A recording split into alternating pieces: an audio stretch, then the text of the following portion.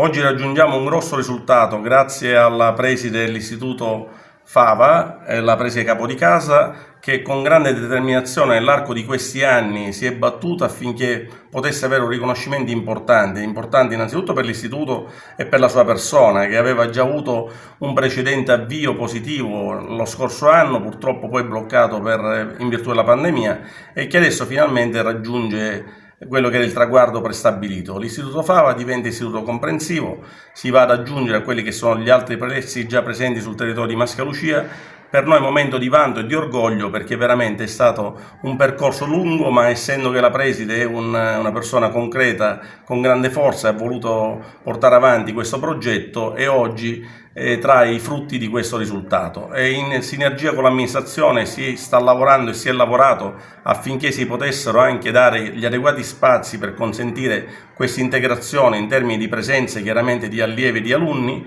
e quindi veramente c'è una grande sinergia con la preside, c'è sempre stata, continuerà ad esserci, affinché sul territorio si possano portare avanti dei progetti importanti come questo.